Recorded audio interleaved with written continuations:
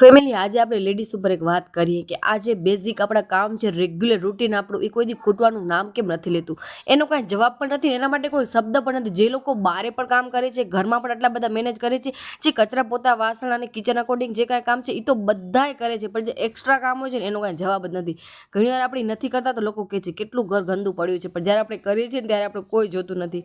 પણ ઠીક, મારું તો એટલું બધું કામ નથી હોતું, પણ જે લેડીઝ ઘણું જેમ કહેવાય ને એક જોબ પણ કરતા હોય છે, ઘરે આવીને બધું બેઝિક જે રસોઈ હોય બપોરે સાંજે, એને યાર આજે હું સલ્યુટ કરું કે કેમ બધું મેનેજ કરતી હશે. ત્યાં બંટીમાને જોયો ને તમે, હું કચરા કાઢતી તો વચમાં આવ્યો. હું તમને આજે કહું કે હું મારી સ્કિન કેર કેવી રીતે, આજે બનાના એક લીધું અને ચોખાનો લોટ, ચણાનો લોટ નાખી કરી અને થોડોક મધ નાખ્યો તો પછી એને અડધો કલાક માટે રાખી દીધું. ત્યાં સુધી મેં ફટા કરી લીધા, ઘરનું કામ પણ થઈ ગયું અને સ્કિન કેર પણ થઈ ગઈ. પછી એને એકદમ હળવે હાથે લગાવી કરી અને વળી પાછું મેં બનાના અને મધને મિક્સ કરી અને એક પેક લગાવ્યું.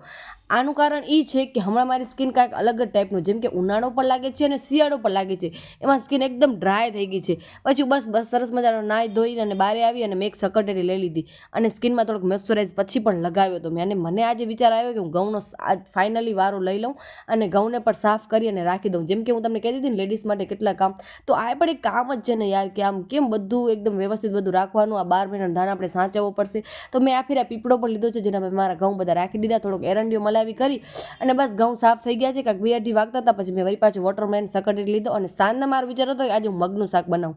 પણ મગના શાકમાં એવું છે કે પતિદેવને આ શાક થોડોક ઓછો ભાવે છે. પછી થોડોક ટાઈમ હતો તો મમરા વઘાર્યા. તમને બધાને મેચમાં કોણ ગમે, ધોની કે વિરાટ કોહલી? આજે કમેન્ટ કરજો બધાય. પતિદેવ મને કીધું મને લાડુ બનાવી દે ઘી ગોળવાળો, હું આજે આ મગનું શાક નહીં ખાઉં. ચલો કાલે મળીએ.